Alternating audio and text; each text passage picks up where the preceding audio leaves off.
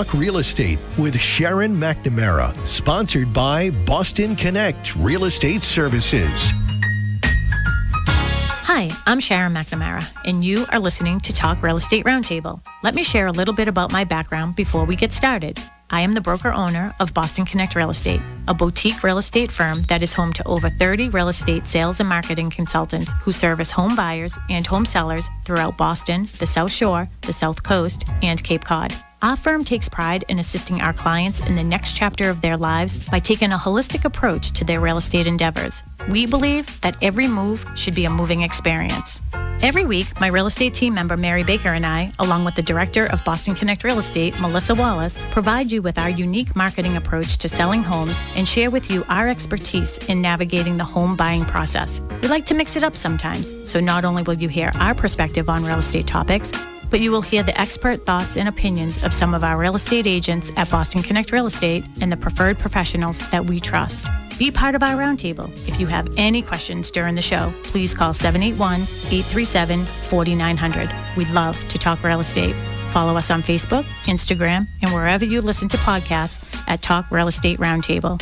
If you would like a one-on-one consultation with me and my team or one of the dedicated agents at Boston Connect Real Estate to discuss your real estate needs, you can connect with us at bostonconnect.com or 781-826-8000. Now, sit back, relax, take good notes, and let's talk real estate. Hello to all our South Shore neighbors. You are listening to Talk Real Estate Roundtable, sponsored by Boston Connect Real Estate. My name is Melissa Wallace, and I am joined in studio by my team member, broker owner, pseudo mom, Sharon McNamara. Hello there. How are you? Good. How are you? I'm doing great. Hey, George, how are you? I'm doing well. How about you guys? If I was doing any better, I would be on vacation. But actually, we're doing good. And we have a special guest in with us tonight. So to all of our WATD listeners, we just want to let you know that we're switching gears a little bit. I did have a conversation with Rob Hackler this morning when I called in for our promo. And yes, we are a real estate office, but as you know, when COVID started, we did a lot of, donating basically the time that I have here with all of our WATD listeners to COVID and, everything that was going on. And I can only imagine how our guest feels because I am extremely emotional about this too. And we are going to be discussing, the situation over in Ukraine. And it is, without a doubt, the most awful thing that any of us have ever witnessed. And I can't imagine being from there and having to see it all. And all you have is your voice here in the United States to try to help your family, your friends, your neighbors to come out of this alive, first and foremost. And I have goosebumps going through my whole entire body right now. So come out of this as a Ukrainian. And I have to tell you, I have never witnessed a stronger community. And we're talking about an entire country, right? Yeah. I haven't seen anything so strong and so powerful that you don't want to give up your country because you believe in it, that you're fighting and fighting and fighting just to keep what belongs to you. So with that said, I do want to introduce somebody who is absolutely stunningly beautiful, by the way. You are absolutely stunningly beautiful. And she is very emotional tonight, so I do want our listeners to understand that. We were planning on having her on for, the full show tonight until 7 p.m. However, the emotions are so high today that we're not sure. So, we're going to go as far as we can, and we're going to respect you and your emotions and everything that you and your family are going through. I had been texting your husband a couple times just saying, so my prayers, my family's prayers, we're all with you and all of the Ukraine. Thank you so much. I honestly appreciate the help from the community, help from Massachusetts, help from the South Shore. First of all, I want to thank Melissa, and I want to thank Sharon for giving me this chance to actually give some information to you guys. I get text messages and phone calls all day saying, how can anyone help Ukraine at this devastating moment for the world. This is the time when the country is fighting for democracy, and not just for democracy in Ukraine, but all over the world. This time we're trying to raise some medications to send them over to Ukraine. The logistics are so tough. I know a lot of people are trying to bring clothing and diapers and pet foods. There's a problem that there's just one location where all these items can arrive, and it's in Poland. Right in front of the border, there's a huge line of trucks, and the priority is going to medications. And especially coming from United States, there's shipment that comes the main shipment comes from New Jersey, and the place is called Mist. If you translate it from Ukrainian, it calls bridge. So this is the bridge from United States to Western Ukraine. We haven't, and I know everyone is doing a great job working with nonprofits, and I wanted to give some information that all the nonprofits that currently working in Ukraine, you can find them on our website, UCCN.org. This is the website for Ukrainian New England Cultural Center. And as you can see, all these nonprofits are actually on their website. Okay. So those are the ones that actually have the nonprofit status in United States. Okay. And what we were looking, even when we know some nonprofits on the ground and they work directly with communities, what happens that they're not registered with United States as nonprofit. Yep. So you actually have to file with IRS And all here that, yeah. to actually work here. So what I'm going to do, I'm going to stop for just 1 second so you can take a breath, and we're going to let Melissa introduce you first. We should have done that. Yeah. So let everybody know who we have here with us, our special guest tonight. Okay, so tonight we have Olena Bethany. She is amazing, as you can tell already. But we actually know your husband, Christopher Bethany. He is a local builder around here. We have some great connections with him. He listens to the show. I hope he's listening tonight and watching us. We're live on Facebook, and you know he calls us every once in a while. And Sharon, I believe you were in a conversation with him, and he was explaining, you know, because you're from Ukraine, and that, you know, I'm friends with him on Facebook, so I see all the things that he is saying about you and how wonderful you are and all the wonderful things that you are doing for your country, not just your family and your friends that are still there. But, you know, we wanted to give you an opportunity of, you know, and a platform to sort of raise awareness for the things that you are going to be doing here locally that we can bring over to the Ukraine. We can get that bridge over to Ukraine. And I did see you've been on the different news channels and things like that. And one of them I was watching the other day, and I can feel your emotion through your words. And it's like this pleading that we're doing. And I don't really want to get it too much into politics because I'm not sure which way would go right now for me on that. Because honestly, there were times when I literally said to my husband, like, look at these children. I need to adopt these people. How can we get these people from Poland to here? So, like, we have extra rooms in our home. Like, how can we? Everyone wants to help. And I could feel through your words when you were on the news just that raw emotion of, like, please help us. And we should be helping you. We really should be. I'm just going to give the phone number. If you have any comments or questions about this topic, please feel free to call. George is in the studio right now. Again, we're trying to keep everything very, mild here, just because we want to respect, your emotions too. So 781-837-4900. So you did grow up in Ukraine. Do you can you just let our listeners know exactly where in Ukraine you are from, how long you've been here in America? Sure. All that. Sure. And repeat your name And repeat your name. Yeah, your name. People are texting us to ask you definitely. to repeat your name and all your information. My name is Alina Bethany, and currently I live in Duxbury, and I'm a Ukrainian American living here. It's kind of tough to explain the way we were all growing up. Because you grew up during this, you were part of the Soviet Union. Yes, I was a part of the Soviet Union. So when I'm telling someone that I was from Soviet Union, there were 15 republics. Ukraine was one of them. Yeah. Russia was another republic. So it wasn't Ukraine part of Russia. It was like federation of different states. And Ukraine was one of them. During that time, our parents used to work. It wasn't working for Ukraine. It was working for Soviet Union. Yep. So it was about the same as traveling between states. So if you work in Massachusetts, you can actually transfer to Arizona. Yeah.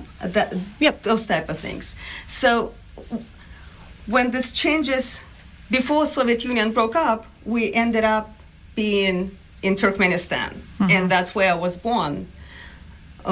My parents were both in Air Force, and that's where the location for Air Force was located. So actually, my grandparents used to live in Ukraine all the time, and my father was raised there.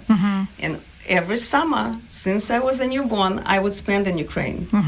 And the time happened when Soviet Union broke in 1991. I was in a second grade, and my mom said to me, "You have to leave Turkmenistan," because it was after Soviet Union, it became a closed country. Yeah. Became exactly what Russia is right now. Yeah. So my parents sent me to Ukraine, and that's where I went to school. But everyone is saying, how do we all speak Russian? My generation. I'm kind of considering myself older generation. Because you speak 5 languages. I do speak 5 languages, but when we were at school, it doesn't matter which republic you were in, but you were supposed to know Russian as your second language. Okay. It was mandatory at school. So when the Soviet Union broke, I actually ended up to be in Ukraine, and that's why I'm treating it as my home country, and I love it, and I cannot believe what is happening right now. I just want people to understand that Ukraine is not this small country that no one knows what's happening. Ukraine is actually same size as Texas, and the population of Ukraine is bigger than in California. It's I would say right now it's about 40 million people. So my biggest confusion is that I actually came from the state that is called Sumy. We call it oblast, not state. There are 25 states. We are actually right on the border. And why I'm so emotional, because right this second, my hometown is being bombed. And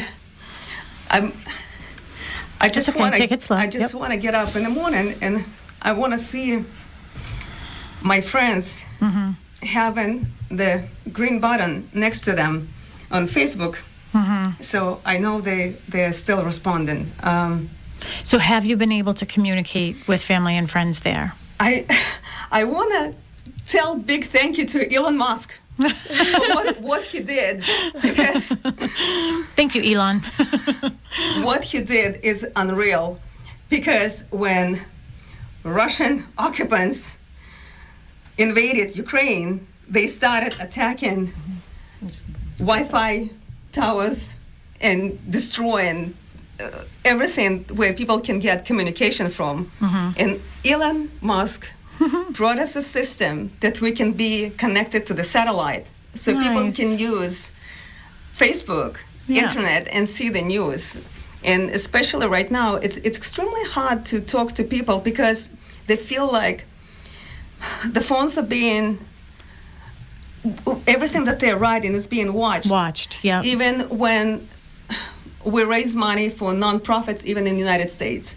They cannot confirm where it went and which route it's going because they're under attack. They want to make sure that it gets to people, and they actually have to hide their names, have to hide to whom it's going, have to hide who's got money. Yeah. And the biggest thing that everyone is speaking Ukrainian right now, because I want you to understand that Ukrainian is extremely different language from Russian. Russians do not understand Ukrainian. Oh, they do not. They do not, but Ukrainians understand Russian. Yep. And that is our, I would say, number one priority nowadays, to write everything in Ukrainian and speak in Ukrainian. Yep. Because a lot of Russians coming over, changing their clothing and saying they're locals. Oh. And people are saying, say this word. Yeah. And they cannot say it because they don't understand what it means, and they cannot even pronounce it. But get into... So with the areas right now, so your hometown or state, so to speak, is currently under attack and being shelled and bombed. Yes. The people who are getting out, I mean, if you're on, that eastern border, like getting over to Poland is not easy. It's not easy at all, because what's happening, there's a big amount of people living in each town. It's extremely compact. If anyone was in Europe, they'll understand. It's small streets, small towns. Yep. It's not really much open field. Yeah. So when people are trying to get out from the town, and it's limited amount of buses, so they would say, you have 2 hours to get out. So how many buses you can put in? Yeah. So because that's what they're doing, right? So Russia is supposedly not bombing. You have like this open time frame where this is going to be a path for our residents to leave, but they're still attacking those. They're still attacking them. And what happened, they're not keeping their word. They're still attacking civilians. It doesn't matter if it's elderly, if it's small children. I just don't know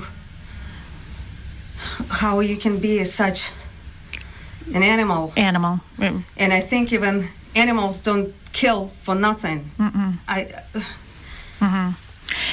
It is, as I said, again, to all our WATD listeners, I just want to let you know we're taking a different route tonight. We are not talking real estate because, honestly, when you think about what's going on in not so far away world of ours in Ukraine, what really matters here and the things that we can complain about and the issues that we're concerned about really don't matter when there are all these lives and children and I don't even know that animal is the West word, but I do know, probably can't say exactly what I want to say because we're on the radio live. That's what I'm trying to keep myself together. Yeah. But, with the maternity hospital and the children and innocent people who just want the best for their families as well, there has to be a way to stop this madman. But in the meantime, I think it's important that we understand what we can do to help. And again, to our WATD listeners, we have, I want to make sure I'm saying it right, Alana, right? Elena Bethany, who is on with us, and she did grow up in Ukraine. She is a U.S. citizen. Your mom is here, I think Chris was telling me. Your sister is here. You've been on a lot of the television news stations as well, and we're happy to have you here as a guest, and we want to help spread the word and do whatever we can. I mean, when Chris reached out to me the other day, it's funny because I get a lot of phone calls, as you can imagine, as being the broker owner of Boston Connect, and we want to be part of the community. And sometimes you're like, oh, geez, not that you feel that way, like, oh, something, here's another thing, you know what I mean? People always need something. But when he called, I felt honored that he called us because he probably knows, we will do whatever we can to help. And I know you're trying to put together a drive for medical supplies, because my worrying concern is when I did a little research, I was like, how do I help the Ukraine? Boy, there are a lot of places you can donate to, but you don't know if they're true. That's why I'm given this website that is actually, it's Ukrainian New England Cultural Center. even if you Google it, you can see it's not just nonprofit companies, but as well they have the list of items that they are requesting.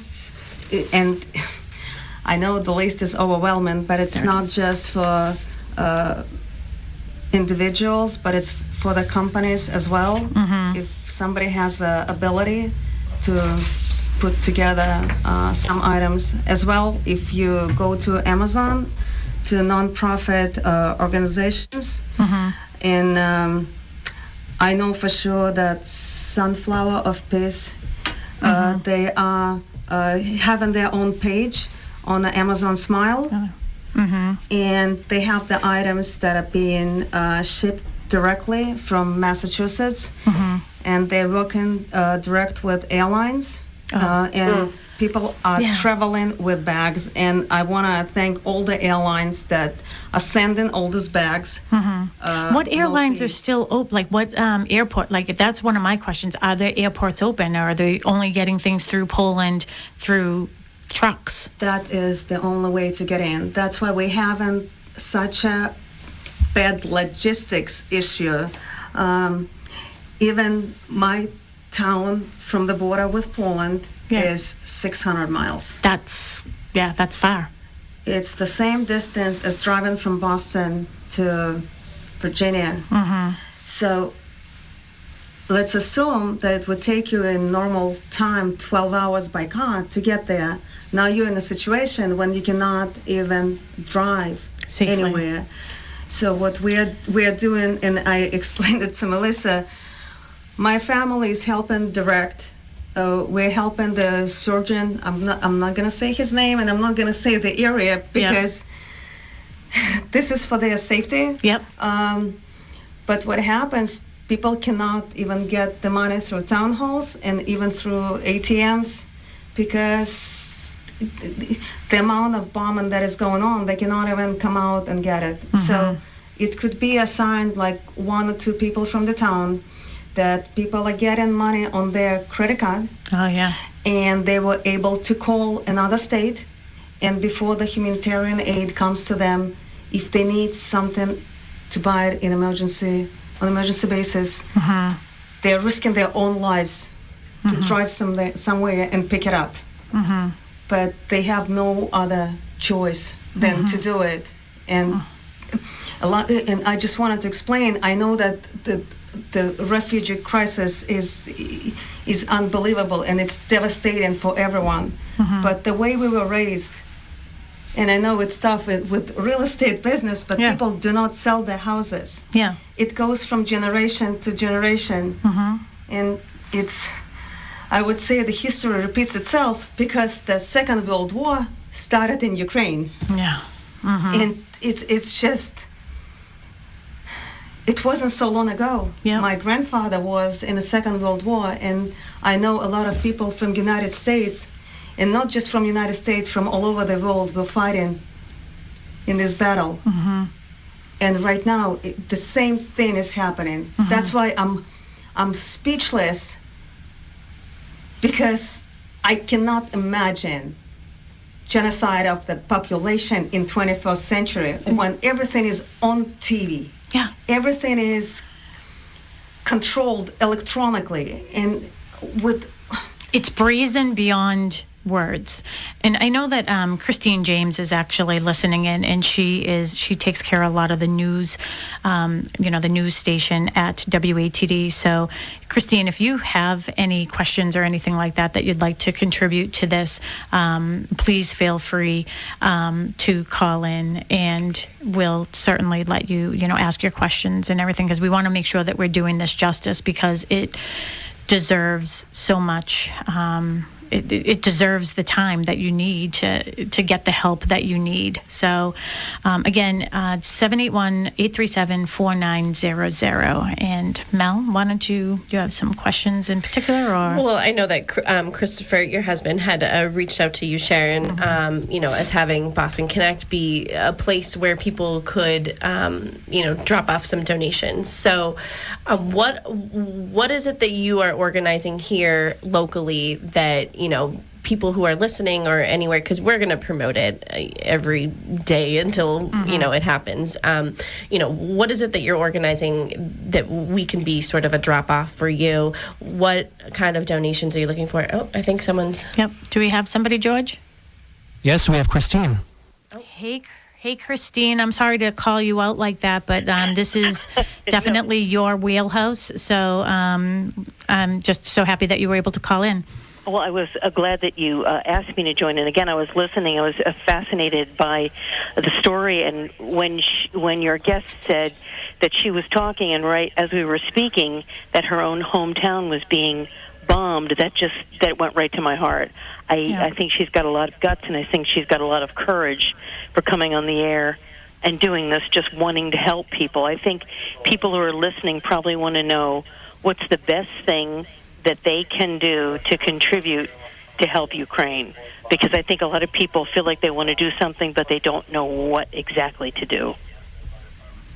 Christine, thank you so much for the question.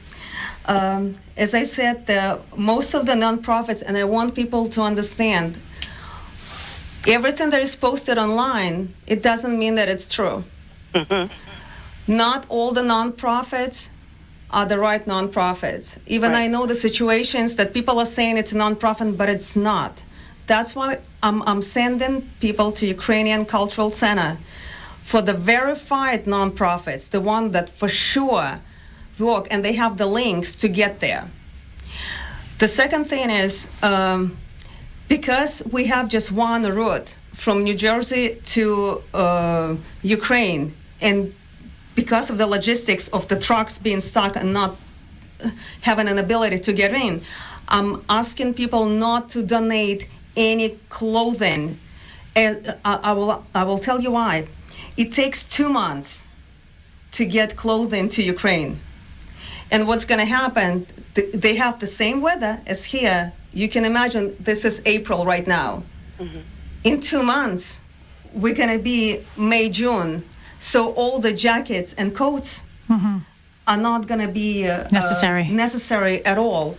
And it's the way everyone is explaining. We still have a lot of storages with clothing and everything. It's the necessities. And the necessities are medical aid, and some items that are actually put in on the Amazon Smile as well. That's why they're updating them all the time. Yep. I keep following, I keep touching base with my friends and with government organizations inside the country. And what happens, they're saying, oh my God, we had a problem with bandages today, but the next day they get the big shipment.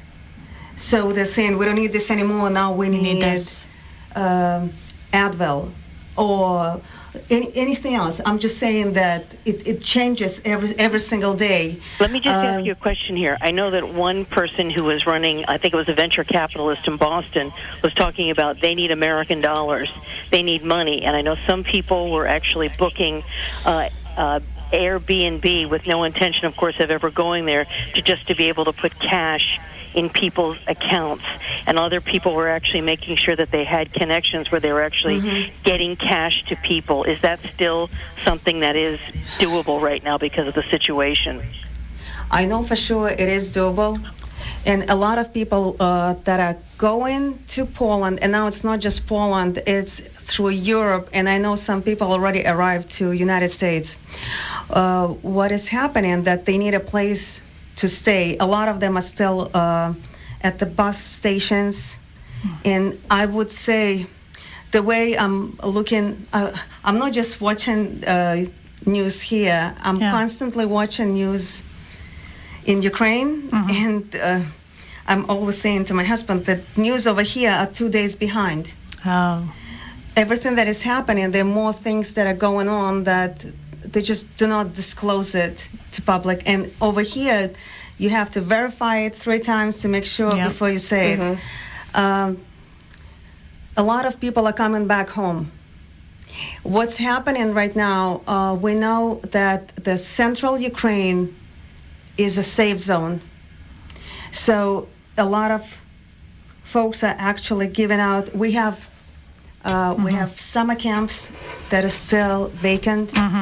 We have hotels that are vacant, and a lot of countries are actually supporting and giving those places to folks that are coming back. Oh, I see. Yep. So it's just, I would say there are 5 major states that are being under attack. And the biggest thing is those are Russian-speaking states. Okay. The ones that supported Russian culture always, and they would not go against Russia. Mm-hmm. But now when they're saying, why would you destroy us and bomb us, we don't want to go there anymore. Yeah. So why they're saying like Russian, why they're saying, because what's happening, they post phone conversations that are being recorded by Ukrainian government. And what they're saying, that the army, the Russian army is devastated and they want to leave. Mm-hmm. And what the orders are from their commandment is to keep bombing Russian-speaking cities, so they start running to Russia. Mm-hmm. Because the whole war was, we are there to save Russian-speaking. Yeah. So they are more upset. I don't want to say upset, but I'm just saying it in a soft kind of word. Yeah. They want people to start running, and people are coming out and saying, you are terrorists. We would not go abroad to Russia. We'll rather die. Yep. That's what it comes to. And that is, I think, being seen. Go ahead, Christine. Sorry. Sorry, I was just going to jump in, and then I'm going to hang up again. But if you could again name that one good organization that people need to contact if they want to help. If you can let our listeners know again who that is. Christine, it's Ukrainian New England Cultural Center. Okay. And on that side, when you go in, I say that there are 8 nonprofits. Each one does different things. Right. One is coordinating just nonprofits for children. Another one is coordinating military supply. Another one is coordinating the medical help for the doctors. Another one is for hospitals. Another one is for refugees. I am not endorsing any one of them because each one of them is doing different job. Yeah. Here's a for instance, Christine. I'm looking at the printout that she had given me. So one is when you go on to this, donate to the UACC. So that's the main website. This is the Ukrainian American Coordinating Council, and it's donate to help provide helmets and body armor for the armed forces of Ukraine. Then there's another one in here. Let's see. It's revived soldiers of Ukraine. Donate to help severely wounded Ukrainian soldiers with medical needs, rehabilitation, equipment, and housing. There's another one in here to donate to provide urgent help and support in face of an extreme and unforeseen situation in Ukraine. There's some in here for the children, and there's quite a few in here, so at least you know that these are the real ones. This one here is donate to Sunflower of Peace, to donate to prepare first aid, medical, tactical backpacks for paramedics and doctors on the front lines. Oh, that's right, yeah. Good website. Sharon, I'm going to jump off here because I want you to finish up your show, but thank you so much for letting me join in with your guest, and I have to say, you've got a lot of guts, and I admire you for it. I really admire you for it. Kristen, thank you so much. I can tell you one thing, and it's not like I didn't want to start it earlier. I think I just coming out to the real life right now, and I think it's my country and my friends were in deep shock for the first week. I think I lost track of days and what is actually going on. And I think I have to be stronger. And all my friends, they know I'm not this public speaker, and I'm not. It's going to be selfish of me to actually sit down and not to say a word. If this is the only thing that I can do to help Ukrainian people, and it's not just Ukrainian people, it's a multicultural country. There are a lot of Americans living there, a lot of Europeans living there, and Ukraine is a land of freedom and democracy, and everyone is enjoying it. It's amazing culture, and I hope, guys, when this war is over, and it will be over, and when Ukraine is rebuilt, this would be an amazing place to come and see it and visit, and it's unbelievable place. I cannot say. I absolutely agree. My brother-in-law did some work with the U.S. Treasury and spent 2 years there, and he says exactly what you were saying about strong people, resilient people, smart people. And I'm going to sign off with that, and I wish you good luck and God bless. Thank you so much. Thanks, Christine. Again, to our WATD listeners, that was our one and only Christine James from WATD, and we thank her for sort of coming in here. And again, talking about some of those items. And again, talking about the logistics is really helping, because I do feel like people are seeing like these, people with, just the clothes on their back, and it doesn't make sense to send clothing right now. I didn't know about that whole timeline of how long it takes to get there. When you do put together all the logistics of the medical supplies, and Melissa has a full list here that she'll read off some things, what is the time frame to get those items there? And you said medical sort of jumps ahead in this long line of donations and trucks? No one knows how long it takes, but it is still expedited. So right now, this place Mist in New Jersey, I want you to know that it's not just Massachusetts sending supplies there. Yeah. It's United States sending supplies there. So you can just imagine the line, the amount of boxes that they are receiving. And it's not just even like we're going to have a medical drive for medical supplies this upcoming Tuesday, March 22nd, in Duxbury at the Church of the St. Paul of the Nazarene. And I want to thank Pastor Jeremy and Alyssa, and I want to thank the board for letting us do this fundraiser, not the fundraiser, medical supply. Medical supplies, yeah. Medical supply race, and we're going to have it on March 22nd from 3 p.m. till 6 p.m. And when we are trying to put medication together, we're going to need a help of the pharmacists to actually sort it in different boxes. The reality is that the brand names here are not the same there. So even like a lot of medications that even if you go to get like CVS brand, it doesn't mean that they have the same medication. So you have to write it down, what is it for? Because the names, amounts, everything is different. So like ibuprofen, like a CVS brand ibuprofen is going to be something different there, right? So like we take for the Ukrainians like really like to be not using medications. Yeah. They really live in a herbal, like holistic. More holistic, holistic approach. So we all like right now. Ukraine is a big agricultural country, and it supplies most of the grains, most of the sugar. And I want to explain the meaning of the sunflower to everyone. That the sunflower is the symbol of Ukraine, because Ukraine is the biggest supplier of the sunflower oil in the world. So when we are, and sunflower seeds as well. So for us, growing up as children, this was a snack. And I still eat sunflower seeds by bags. I'm going to cry right now because we just met for the first time right now. But my biggest thing, we have a garden, and that's another long story, but, fresh vegetables. And my thing has always been down the whole path. I love our sunflowers. And we went to Italy a couple of years ago, and I brought home seeds, and we planted them. And I would love to just make this is going to be a very huge sunflower patch this year, and it is going to be for Ukraine. And we're just going to have to do something special around that. Thank you so much. I'm so moved by. It's okay. I want to thank you to everyone who is wearing sunflowers and wearing Ukrainian flag.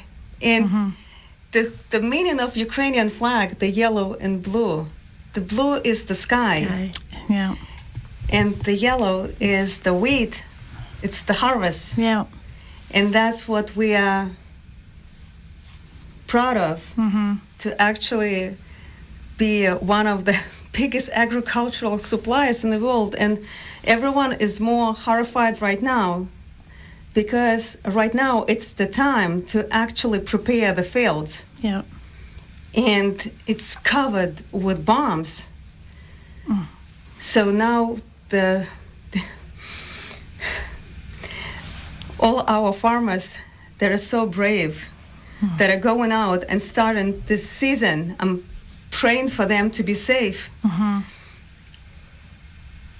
Because it's going to save not just Ukraine, but the rest of the world that will require corn, wheat, sugar, and all other products that are being supplied by Ukraine. So it's a giant snowball effect. I would say, especially too, like in Greece and Italy and those areas, right? So I just want to tell you guys that Ukraine is second biggest country in Europe after Russia. The size of it is just unbelievable. And that's why it's so important to save it, not just for Ukrainians. The symbol of Ukraine right now, and I think everyone can see, it's a symbol of freedom, symbol of democracy, because what they're fighting for, it's not just to be Ukraine. They just don't want to be, now going to politics, I'm not going to say it. They just want to be free, and they want to have freedom of speech.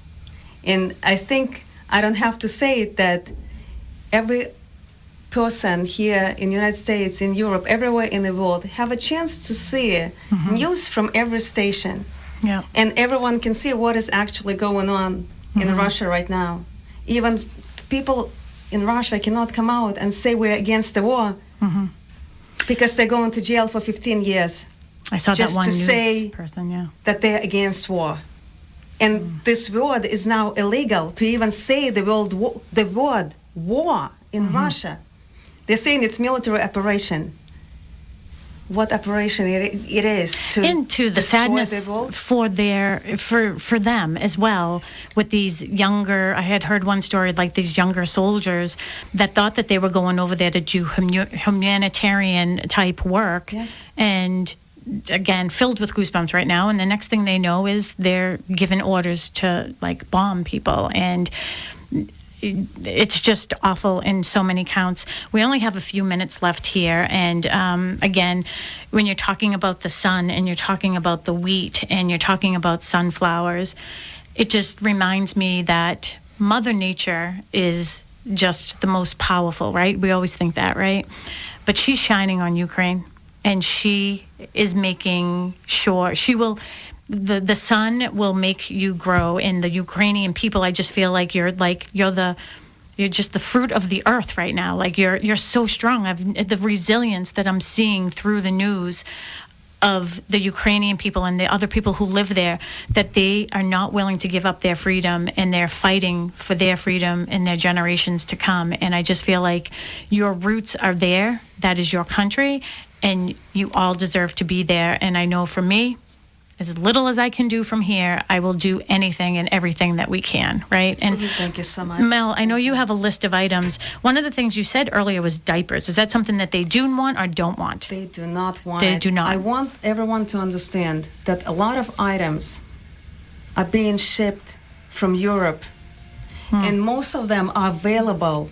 And it's not something that is, you cannot find it. Okay. It's the certain medication list that they're looking for. I'm going to let Melissa say it real quick. And George, you're just going to have to let us give a couple more seconds here. So they're looking for hydrogen peroxide, ibuprofen, acetaminophen, catheters, intubation tubes, decompression kit. We'll put all of this on Facebook too. Yes, we will get this all on Facebook, and we'll stay in touch with you, Alana. Thank you so much, Alana, Bethany. Thank you so much, and we will make sure that everyone gets the word out. We will be one of your drop-off stations when you put everything together for us, and we'll make sure that we get everything that we can that you need, okay? Thank you so much. Sending your love to you and everyone for prayers. support. Thank you. All right, bye.